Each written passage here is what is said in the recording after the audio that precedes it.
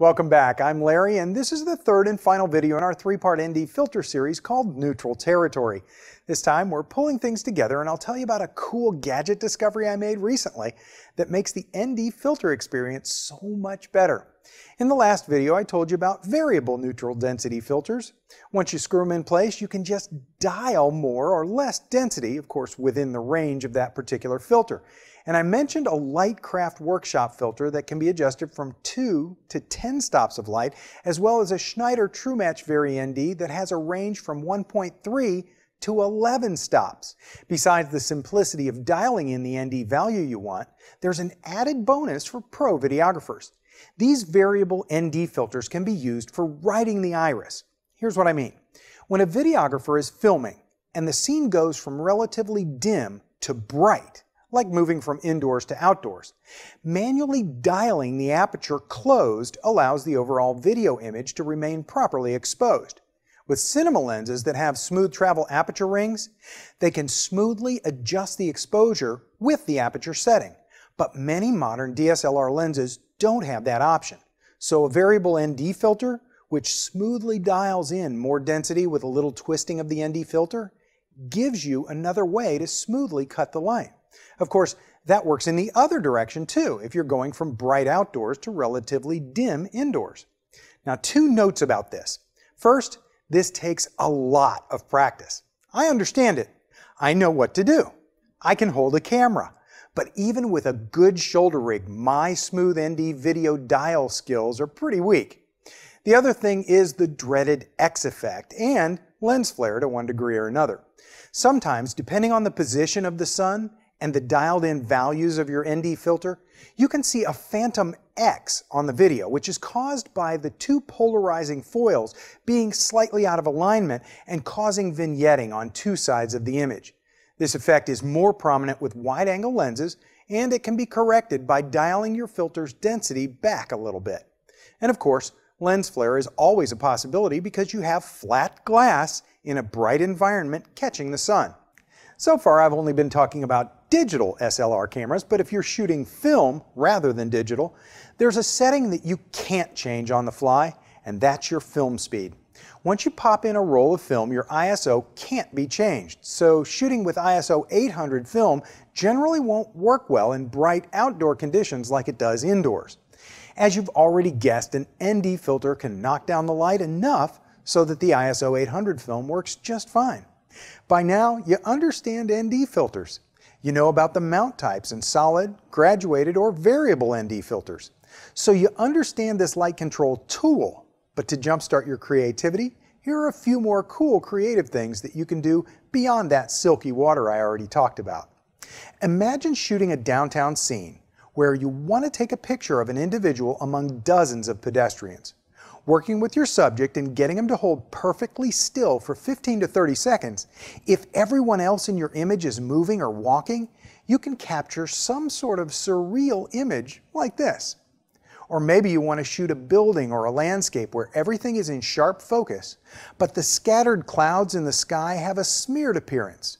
Just shoot a long exposure that lets the clouds move a little bit while your building or landscape stands perfectly still. Another cool technique is something I learned from David Hobby on his Strobist blog a few years ago. You can use small flashes like speedlights outdoors in the sun.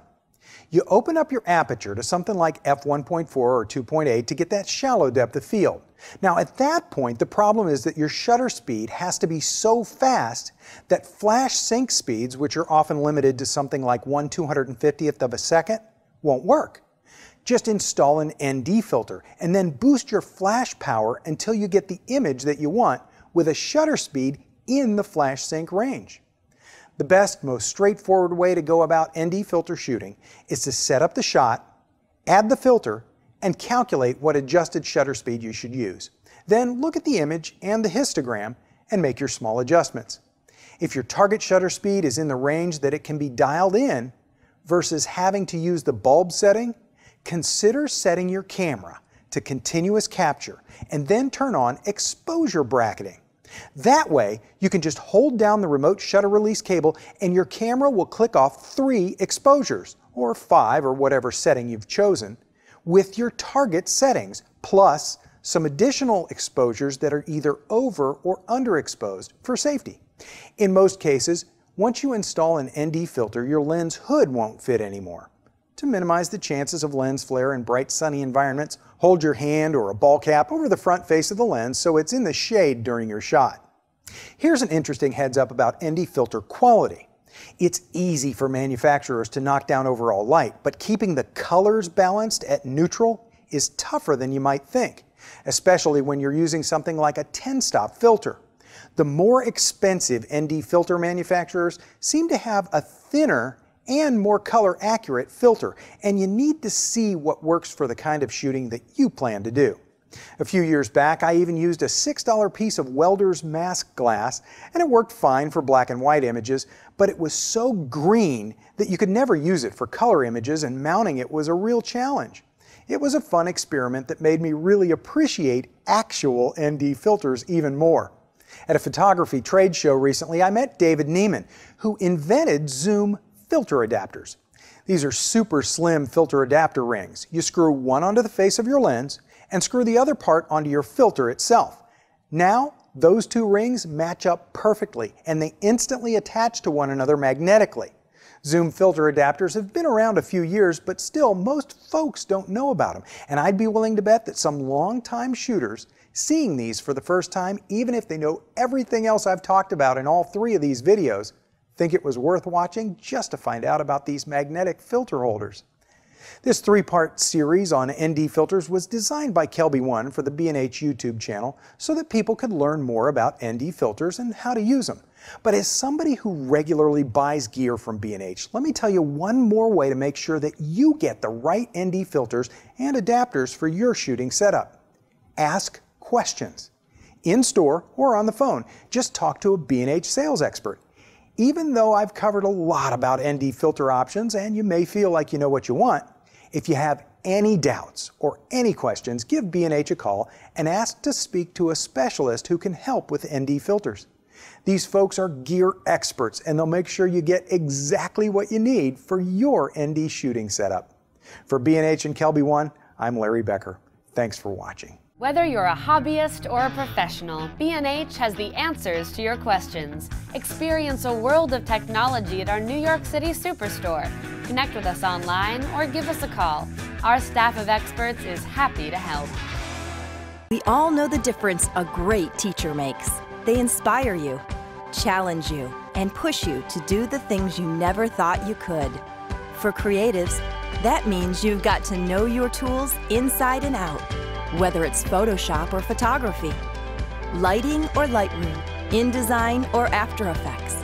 And while there are free videos out there, you have to watch 30 bad ones just to find a decent one. And a lot of times, the techniques are either outdated, complicated, or just plain wrong. What we need is a better way to learn. One that connects amazing teachers with creative people all over the world, 24 hours a day, 7 days a week.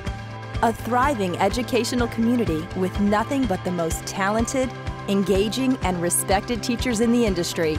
Then we simplify the whole learning process with short, clear, concise classes. That's exactly what we've created for you right here at KelbyOne.